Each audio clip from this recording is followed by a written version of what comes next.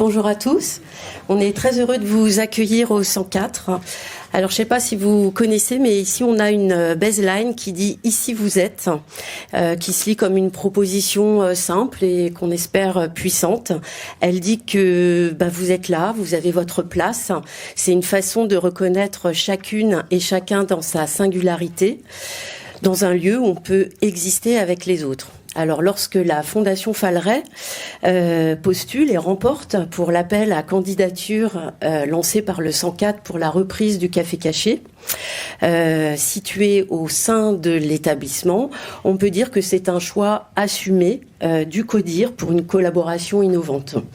La Fondation Falleret déploie tout au long de l'année une offre de restauration et de coactivité entièrement pilotée par des personnes en situation de handicap psychique et leurs accompagnateurs.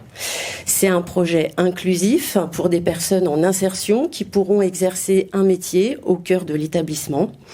Pour le 104, c'est être aligné avec nos valeurs d'ouverture, de mixité, de partage et d'innovation.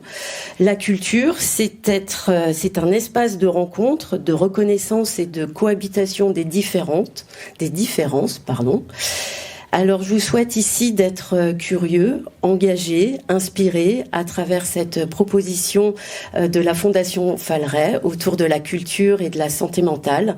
Et je vous souhaite une très belle journée à toutes et à tous.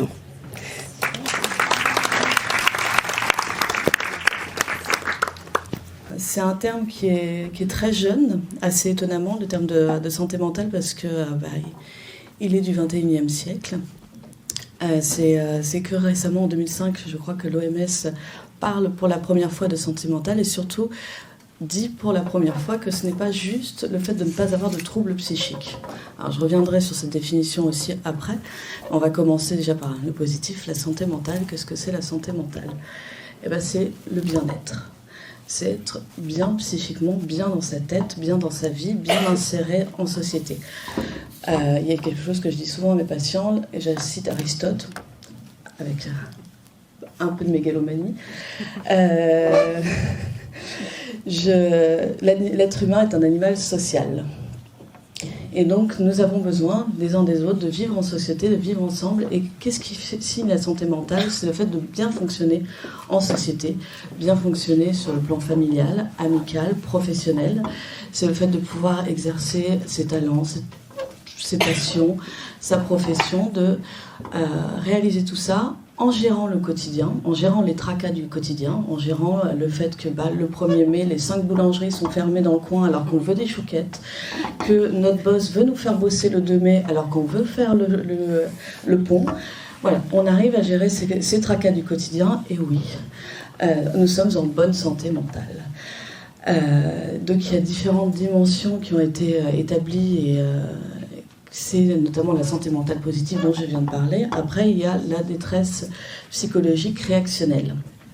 Donc c'est les moments où forcément on va avoir des événements de vie, parce que autre chose que je dis souvent, on ne vit pas dans un monde de bisounours, on a des événements de vie traumatiques qui vont entraîner des émotions, des réactions timiques. Donc ça va être un peu de dépression, un peu de tristesse, voilà, que ce soit le deuil, le divorce, tout événement, le fait qu'on n'ait pas gagné la Coupe du Monde de rugby, je sais pas, chacun gère.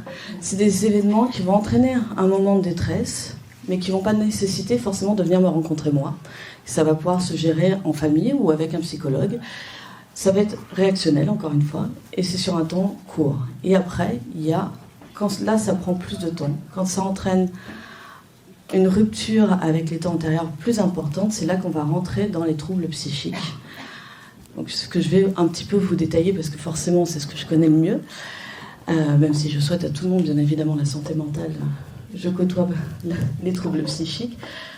Déjà, je voudrais passer un pattern, c'est que tout le monde peut souffrir de troubles psychiques. Ça peut concerner tout le monde, parce que la maladie, elle ne stigmatise pas. Elle choisit tout le monde. Quel que soit votre milieu socio-professionnel, quel que soit votre passé. Voilà. Vous pouvez être le président ou le simple psychiatre. Vous pouvez aussi être touché par les troubles psychiques.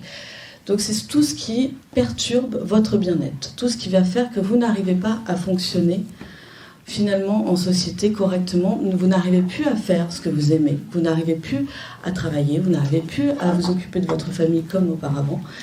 Alors il y a les troubles psychiques qui sont les plus fréquents, vont être évidemment les troubles anxieux, donc c'est le fait de par exemple de ne plus pouvoir sortir de chez soi parce qu'on est trop anxieux, on n'arrive plus à assumer le simple fait d'aller au supermarché.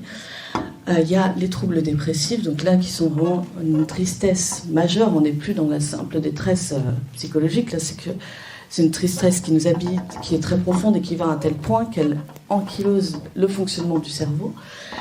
Il y a également tout ce qui est troubles du comportement alimentaire, les troubles addictifs. Donc, troubles addictifs, ça peut être la consommation d'alcool qui devient de plus en plus élevée parce qu'il faut faire peut-être passer une angoisse, faire passer quelque chose. Et après, plus rarement, il y a les troubles psychotiques, mais qui sont quand même fréquents parce que la schizophrénie, par exemple, touche 1% de la population, donc c'est une prévalence très élevée. Il faut savoir qu'un Français sur 2 va rencontrer un psychiatre dans sa vie. Que la dépression, ça touche 20% de la population française. Donc c'est un axe qui est très important, qui doit être pris en considération, qui doit être amélioré en permanence et d'autres, il faut travailler l'accessibilité en permanence. Merci. Donc dans la suite de cette question et de ces définitions, je vais vous demander aux deux professionnels de la culture de nous dire, voilà, qu'entend-on par culture, accessibilité, pratique, etc. Je vous laisse nous donner votre sentiment. La culture, on a déjà eu une petite définition tout à l'heure par l'intervention de la personne du 104. C'est vraiment un espace de rencontre, de partage. Évidemment, on place très souvent la question culturelle au niveau de la création artistique, mais la culture, ce n'est pas que ça. La culture, c'est aussi nos habitudes de vie, c'est nos traditions, c'est nos langues, et c'est tout ce qui fait que une personne, en tout cas, s'identifie et reconnaît sa fonction d'habiter dans une société. Voilà, donc c'est ça la culture au sens large. Elle se rapproche, pour nous, en tout cas, des droits culturels de la Déclaration de Fribourg en 2007. Et toute cette évolution aussi est marquée depuis 50 ans au ministère de la Culture, puisque avant on parlait avant tout d'un accès à l'art, en gros, et au patrimoine. Et aujourd'hui, on est dans une acceptation beaucoup plus large par la définition donc, des droits culturels, en prenant en compte tout ce dont je viens de vous énoncer, et surtout donc, la pratique, et ce qui fait que chaque personne va exprimer son humanité à travers voilà, la promotion de sa création, de sa proposition, de sa façon de vivre et de sa façon de communiquer. Voilà, donc ça c'est une définition un peu large. Et évidemment, nous, en tant que service de l'État, on est dans le fait qu'on doit favoriser ces pratiques, ces expressions.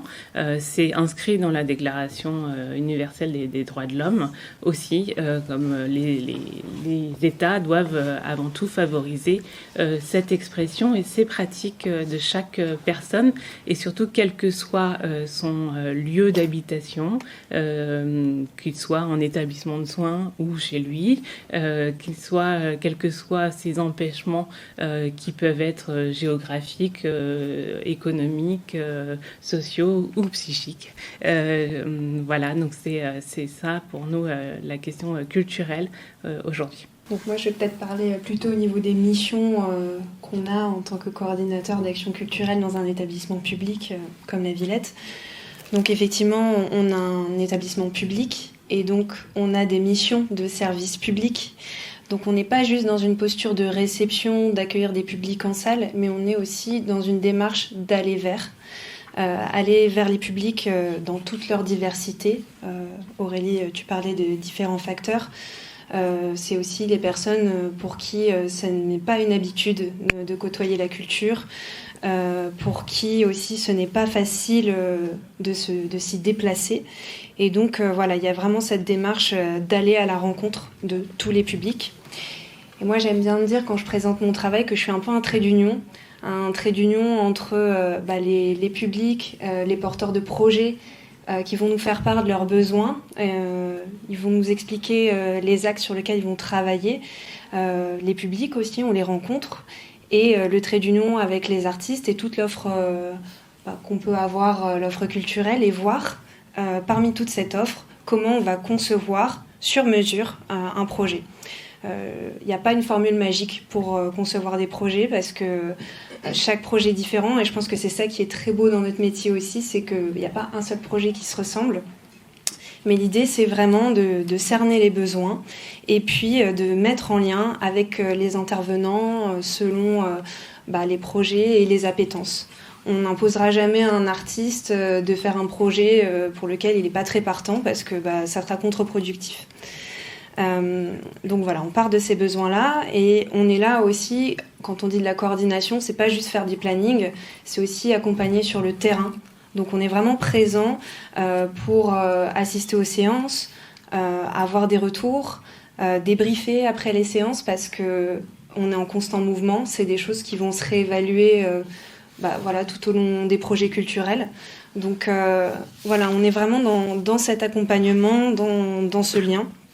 Et on est aussi dans l'accompagnement des artistes parce que c'est pas anodin des fois d'aller intervenir dans des milieux hospitaliers ou auprès de publics où on va vivre des émotions très fortes. Donc on est là aussi pour débriefer avec eux, mettre en place des SAS, où ils vont pouvoir redéposer aussi toute cette charge émotionnelle qu'ils ont partagée avec les publics. Donc voilà, on est ce trait d'union là et on est là aussi pour garantir un cadre bienveillant où on se sent bien, en sécurité et on peut faire les choses en confiance sans avoir peur du jugement des autres.